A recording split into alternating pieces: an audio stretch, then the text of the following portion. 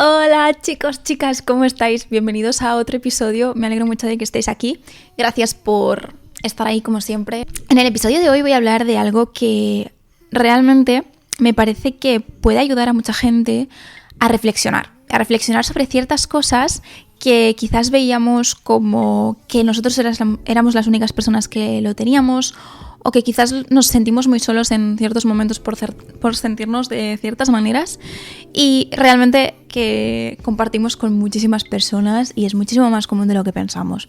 Y es que voy a compartir cosas, características, miedos que suelen ser comunes en muchos de mis pacientes y que he detectado un patrón a la hora de tratar con mis pacientes. A ver, es verdad que yo tengo un perfil, normalmente mis pacientes son chicas de unas ciertas edades, y también tengo chicos, por supuesto, pero la mayoría, el porcentaje más alto son chicas de entre 17 y 32, la mayoría. Después también hay personas más mayores, personas más pequeñas no, pero la mayoría están en esta media. Como contexto sobre las cosas que voy a decir, y esto es algo común que he encontrado en mis pacientes en este rango de edad. Esto, yo creo que el 80% de mis pacientes me han comentado esto en algún momento, y es el que sienten que tratan mejor a los otros que a ellas mismas o a ellos mismos. Y realmente es algo que les pone muy tristes. Recuerdo que hace muy poquito una de mis pacientes me dijo: "Jo, es que me siento súper mal y me da mucha pena", y realmente hasta se puso a llorar y me dijo: "Es que trato mejor a los demás que a mí y no entiendo por qué soy tan dura conmigo, me trato tan mal, me gustaría poderme tratar igual de amablemente que trato a los demás, ¿no? Porque a los demás los entiendo, estoy ahí para ellos, intento ayudarles siempre que pueden, si cometen algún error soy comprensiva, pero en cambio conmigo misma no me pasa y me da mucha rabia". Entonces, en primer lugar, me gustaría así comentar como muy por encima esto, y es que en la mayoría de los casos, digo no en todos, obviamente no está bien generalizar, pero en la mayoría de estos casos, detrás había un componente, que es que cuando eran pequeños les juzgaban muy duramente. Nunca les habían enseñado a tolerar la frustración, el fracaso, el que las cosas salgan mal, el que realmente no somos perfectos y cometemos errores. Y normalmente nos validamos a través de las cosas que nos dicen los demás, ¿no? Esto ya creo que lo he hablado en temas de autoestima, ¿no? Pero sí, por ejemplo, a mí siempre me refuerzan el hecho de que saque buenas notas, ¿no? Que es el típico ejemplo, porque es lo que más pasa, que validan a los niños en cuanto a la nota que sacan. Claro, en el momento en el que yo saco mala nota y encima tú a mí me castigas por haber fallado en aquello que se supone que es tan importante en mi identidad, me empiezo a juzgar súper duramente porque justo aquello en lo que yo me valido estoy fallando. Entonces no me permito cometer errores, tolero fatal el fracaso, fatal la frustración. En cambio, si yo tengo un entorno que me dice: "Oye, no pasa nada, esto no te define, hay muchísimas más cosas que te definen", pero esto desde el principio, no vale te lo digo durante 5 años de tu vida y cuando llegas al bachillerato, cuando realmente ya hay más responsabilidad, entonces te digo: no pasa nada por fallar, o no pasa nada por haber sacado esta nota. Ostras, pero es que me llevas diciendo toda la vida que tengo que sacar esta nota y que tengo que rendir lo suficiente, o si no sé las notas en otra cosa, esto es un ejemplo. Y claro, de repente un día me dices: no pasa nada. Oye, pero es que si toda la vida todo mi entorno me ha estado machacando en que tengo que hacerlo mejor, que no está bien sacar esa nota, que no está bien equivocarme, que cuando si hago un deporte que siempre tengo que ser la mejor, y solo se fijan en mis errores, y en cambio no me ayudan a tolerar el fracaso, a tolerar la frustración, a entender que soy humana y que a veces me saldrá mejor, a veces me saldrá peor, que cuando me salgan peor, pues lo que puedo hacer es aprender de esos errores sin juzgarme duramente y acompañarme en el proceso, y que es normal que me duela a veces, pero sé que me voy a poder acompañar y sé que lo voy a poder tolerar y sé que no va a pasar nada, porque se llama tolerar el fracaso, tolerar la frustración, tolerar esos sentimientos incómodos, desagradables, y tolerarlos de tal punto no de que yo me quede ahí angustiado y removiéndome en la caquita, no, todo lo contrario, lo tolero, entiendo que pasará, entiendo que es normal que me duela porque pues me gustaría hacerlo bien, ¿no? Idealmente todos queremos que nos salgan bien las cosas, a veces no lo salen, entonces tengo que aprender a tolerar las veces que no sale bien. Entonces esto está muy relacionado con el tema de la compasión.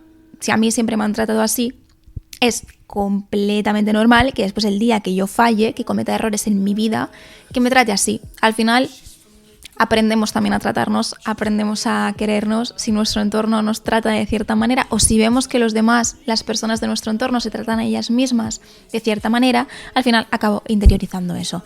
Y es súper normal y normalmente suelen ser las causas más comunes por las que nos tratamos así. Porque al final, si yo me valido en algo y fallo en ese algo, va a ser cuestión de vida o muerte, no me lo voy a tomar muchísimo más a pecho. Y bueno, normalmente son en las cosas que son importantes para nosotros que nos juzgamos tanto, ¿no? Y nos tratamos tan duramente, aunque a veces lo generalizamos a todos los aspectos de nuestra vida, no nos permitimos ni un poquito de fallo. Entonces, para trabajar la compasión, yo creo que ya lo he dicho en más episodios, pero primero de todo ser consciente de que me merezco amabilidad, me merezco amor, sin importar si fallo, incluso cuando me equivoco merezco que me quieran, que esto es algo que pasa mucho, ¿no? Que aprendemos que quizás si me comporto de una cierta manera ya no soy digno de que me quieran. Merezco amor, merezco estar ahí y merezco amor de mi parte también, no solo de los demás, sino soy digno de amor incluso cuando me equivoco. Voy a aprender de ello, no quiere decir que lo justifique, pero oye, que soy digno, ¿sabes? De amor. Y también merezco amabilidad, yo merezco tratarme bien, merezco ser igual de amable que soy con los demás. Entonces voy a intentar cultivar la amabilidad en mí, cómo me trataría una persona que quiero en estos momentos. Pues voy a intentar detectar esos juicios negativos, esa forma en la que me estoy hablando tan duramente y le voy a cambiar un poco el chip. Voy a intentar hablarme de otra forma, voy a cambiar mi diálogo interno poco a poco. Voy a detectar los momentos en los que hablo mal y voy a decir, me estoy hablando mal, pero merezco ser amable conmigo. Me merezco cambiar esta dinámica en la forma que tengo de hablarme, así que voy a cambiarlo. Y sobre todo también el cometer errores. Es superhumano. El entender que, no sé por qué, a veces pensamos que somos superhumanos o que somos una especie diferente, porque yo no conozco a ningún humano que no cometa errores, no sé tú, pero yo creo que todo el mundo, incluso la persona que tienes más idealizada en este planeta, ha hecho cosas mal. Habrá gente que ha hecho más cosas mal, habrá gente que ha hecho menos cosas mal. También si te expones más a ciertas situaciones hay más probabilidad de que falles que si no estás en la situación. Hay personas que quizás han estado pasando un mal momento y están fallando más que personas que están más estables. Hay muchísimos, que en general somos imperfectos. Incluso de todas las formas posibles somos imperfectos y hay que empezar a entendernos como imperfectos y aceptar esa imperfección y abrazarla. Y intentar hacer las cosas lo mejor posible que pueda y en los momentos en los que no las haga, entenderme. Y también, sobre todo, otra parte súper importante es el no fusionarme con mis pensamientos. Es decir, que yo no soy mis pensamientos. Que si a mí me viene un pensamiento negativo sobre mí, vale, es un pensamiento, no soy yo. Es un pensamiento, lo etiqueto como tal y lo dejo pasar. Y ya está. Es decir, que si yo me pienso, ostras, soy horrible por haber fallado en esto. Vale, no, es un pensamiento. Voy a intentar cambiar mi diálogo interno. Yo no soy lo que pienso. No lo soy. Los pensamientos vienen y van. Podríamos catalogarlo como una conexión neuronal y ya está. O sea, yo soy mucho más que una simple encendida de neuronas juntas, ¿no? Entonces, eso, o etiquetar también, no fusionarme con mis emociones. Llevo una temporada que estoy triste. Yo no es que sea una persona triste, es que estoy teniendo emociones tristes en este momento. Yo no soy mi emoción, yo no soy lo que siento. Eso es una emoción, la etiqueto como tal, no forma parte de mí. Súper importante también para desarrollar la compasión, que yo no soy lo que pienso, yo no sé lo que siento tampoco. Y dejarlo pasar y poco a poco ir trabajando en todas estas cosas. Después, aparte de esto, otra cosa también súper común es el tener miedo a tomar decisiones. Y esto creo que ya no solo en mis pacientes, creo que es algo común de toda la especie humana también, el tener miedo de tomar ciertas decisiones y que nos equivoquemos. Y creo que también hay que aprender a tolerar, esto también está muy relacionado con no saber tolerar muy bien la incertidumbre o ciertas emociones, ¿no? Es decir, si yo no sé cómo gestionar ciertas emociones, voy a tener muchísimo miedo a que me aparezcan esas emociones y por lo tanto voy a tener mucho miedo a tomar ciertas decisiones porque si me va mal, me van a aparecer esas emociones. En el momento es que es súper empoderador el aprender a gestionar las emociones. Que no quiere decir que sea una persona que de repente Es que esto también me lo encuentro mucho en terapia, que a veces viene gente con las expectativas de no, cuando yo aprenda a gestionar mis emociones es que la tristeza no me va ni a afectar. O sea, va a ser algo que va a pasar. Cuando me venga la tristeza voy a saber hacer que desaparezca. No es eso. Vale, si tú pensabas esto sobre la gestión emocional, saber gestionar las emociones no es saber hacer que las emociones desaparezcan, es saber tolerar el malestar, saber cómo equilibrarme, es decir, en esos momentos en los que yo siento una emoción muy intensa y sé que necesito equilibrarme porque no me puedo permitir estar todo el día triste, voy a intentar hacer cosas que me ayuden a que esa emoción no me arrastre durante todo el día, pero voy a igualmente a escuchar esa emoción, la voy a etiquetar, voy a ver qué me está transmitiendo, ¿me interesa su mensaje? ¿No me interesa su mensaje? ¿Qué puedo aprender de ella?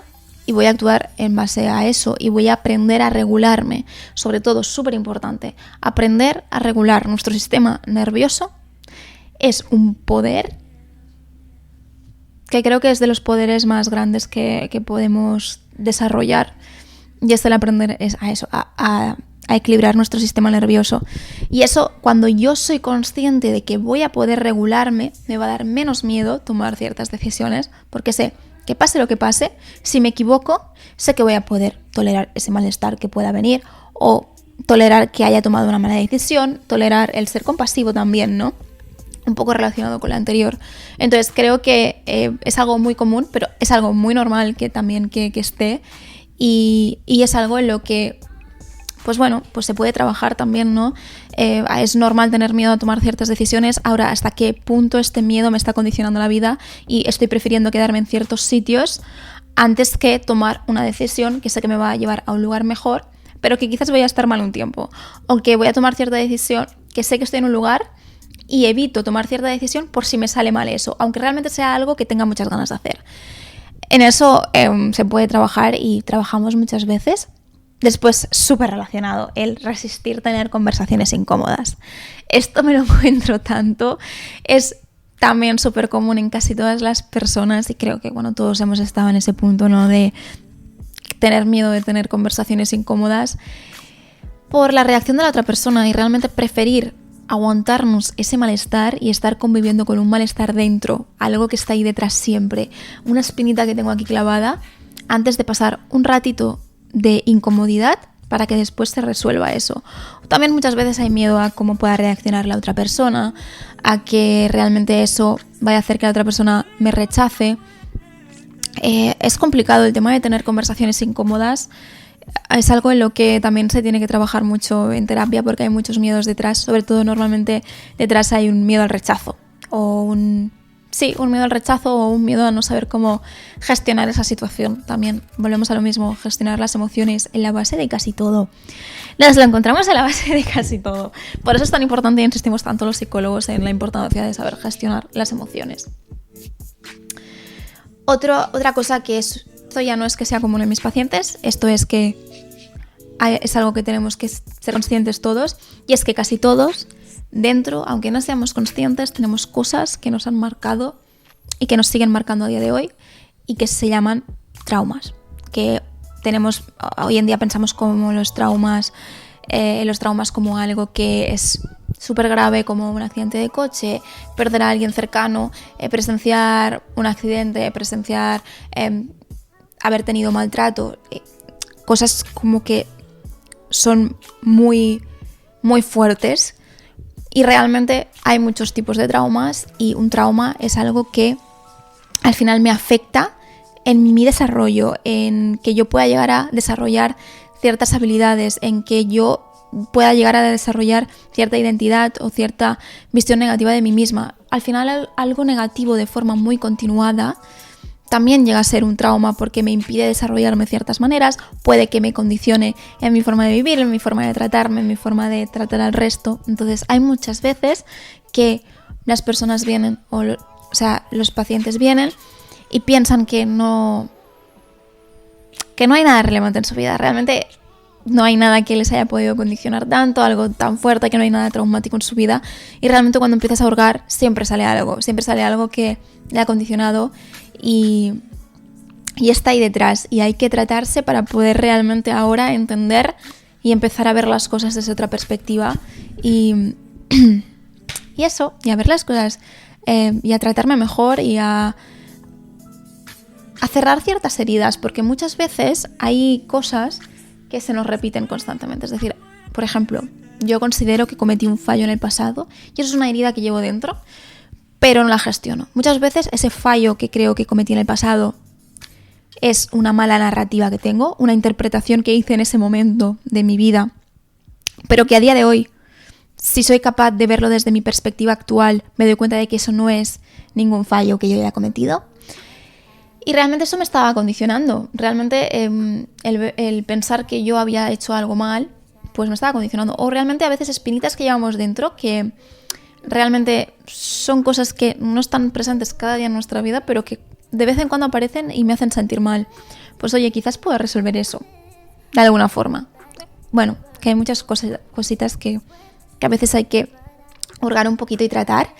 Y después también el justificar lo que han hecho los padres. Esto es algo también súper común en muchas pacientes, y es que cuando me explican algo negativo que han hecho sus padres con ellos, tienden a quitar peso y a decirme: no, pero son muy buenos, mis padres son buenísimos, lo que pasa que claro, ha hecho esto.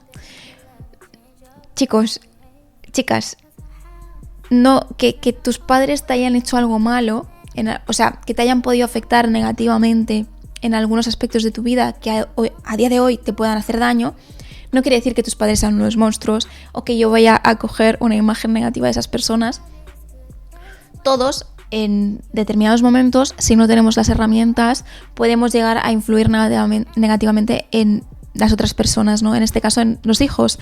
Y muchas veces es trauma generacional, cosas que se pasan de familia en familia, o quizás momentos de nuestra vida en que todos podemos fallar, ¿no? Yo, siendo psicóloga, también quizás algún día tenga hijos y le provoca algún trauma sin ser consciente, porque yo voy a intentarlo hacer todo lo mejor posible, pero quizás hay algo puntual en la vida que le condiciona y que tendrá que trabajar mi hijo, ¿no? Y no quiere decir que yo sea mala madre o sea mala persona, simplemente hay cierta situación en un momento de mi vida que no sabía gestionar bien.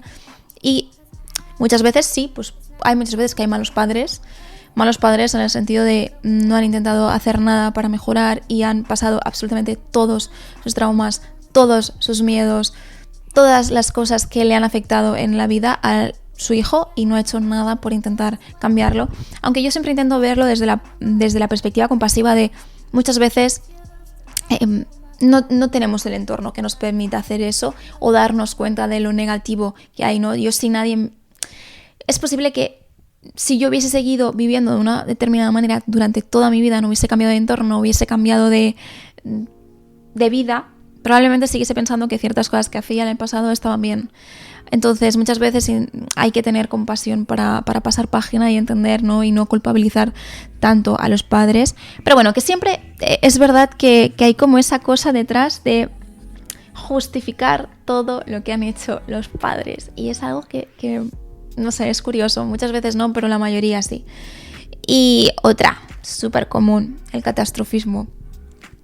Creo que es algo que muchas veces lo tenemos todo, ¿no? Porque al final es una distorsión cognitiva, es algo que nuestra mente tiende a hacer porque es la forma en la que piensa nuestro cerebro, ¿no? Es mucho mejor, mucho más adaptativo para mi vida, para mi supervivencia, ponerme en el peor de los casos, porque así puedo evitar que me pase algo muchísimo peor, pero que muchas veces pues nos condiciona, nos provoca ansiedad, nos provoca malestar, nos provoca tener conflictos con las relaciones de nuestro entorno. Y en general nos perjudica negativamente. Entonces el catastrofismo, el ponerse en el peor de los escenarios posibles, el pensar que me va a pasar lo peor de lo peor, es algo súper común también. Creo que en casi el mayor porcentaje es algo súper común y es normal tenerlo. Lo que digo, lo importante es detectarlo para que no influya en nuestra vida, ¿no? Vale, ahora estoy teniendo un pensamiento súper catastrofista, estoy pensando que me va a pasar lo peor, pero realmente esto no tiene que pasar. Es algo que lo que he dicho antes, ¿no? Etiquetar mis pensamientos como pensamientos y realmente no dejar que condicionen mi experiencia. No fusionarme con ellos. Entonces, vale, lo identifico, esto es un pensamiento súper catastrofista, pero no tiene que pasar. Entonces no voy a dejar que condicione lo que yo vaya a hacer, ¿no? Y estas serían las cosas que más encuentro o sea, las cosas que así como que primero me vienen a la mente de cosas en común. Obviamente podría decir ansiedad. Sí, la ansiedad, ya digo aquí, que es el trastorno más común que yo me encuentro. Casi todas mis pacientes tienen ansiedad. Casi todas. Y es algo que te da a reflexionar, ¿no? Y muchas veces detrás de esa ansiedad hay los mismos miedos en todos, que es el miedo a ser rechazado. Y bueno, no, en el 90% de los casos, ¿no? Miedo a que pueda hacer el ridículo si me pasa lo que tengo miedo que me pase. Miedo a que los demás se den cuenta de que lo estoy pasando mal de alguna forma. Pero en casi todos es el miedo al rechazo. Detrás hay un miedo al rechazo, miedo a que se den cuenta de algún defecto mío, miedo a que se den cuenta de cómo puedo cagarla o de que no soy suficiente, miedo a vomitar en público y que se den cuenta y que haga el ridículo porque estoy vomitando en público, miedo a que me maree y me caiga al suelo y sea el centro de atención y todo el mundo me mire. Miedo a... Bueno, es que casi todos... os diría que el 90% de las ansiedades es un miedo al vómito, a miedo a vomitar en público, a encontrarte mal en público, a marearte en público. Casi todos detrás del miedo de la ansiedad y eso. Y sobre todo detrás de eso es un miedo a hacer el ridículo, miedo a que me rechacen, miedo a llamar la atención, miedo a que no me acepten o que pueda pasar un mal rato y no lo pueda tolerar, no lo pueda gestionar bien, ¿no? Entonces, si tienes ansiedad y te identificas con esto, que sepas que no estás solo, que hay muchísimas personas detrás que tienen los mismos miedos, y eso también te hace reflexionar un poco, ¿no? Porque dices, pues si tantas personas compartimos el mismo miedo y cada persona, realmente a la persona que sufre ansiedad, tú le preguntas y le dices, no, a mí no me importa que la otra persona vomite, me da absolutamente igual, o sea, no me da igual de que le pase algo, me voy a preocupar, pero no es como que me parezca que está haciendo el ridículo. O, por ejemplo, si una persona se marea, no voy a ponerme a sobreanalizar a esa persona, lo único que voy a querer es que esté bien y me voy a preocupar por ella, ¿no? Pero normalmente detrás, y es súper normal, y normalmente hay más cosas que trabajar detrás, ¿no? Existe un miedo al rechazo. Y hay que aprender a tolerarlo y a entender que no te va a pasar, que realmente no hay nada de malo si te pasa eso, que tú tanto miedo tienes que te pase, y que hay que aprender a tolerar ese malestar, ¿no? Normalmente detrás hay eso. Así que nada, estas son algunas de las cosas más comunes. También si a ti también te pasa, lo puedes comentar y vemos si realmente es algo que también se encuentra mucho fuera de terapia. Y nada, que vayas súper bien, os mando un beso enorme. Cuídate mucho y nos vemos en el siguiente episodio. Chao, chao, chao, chao.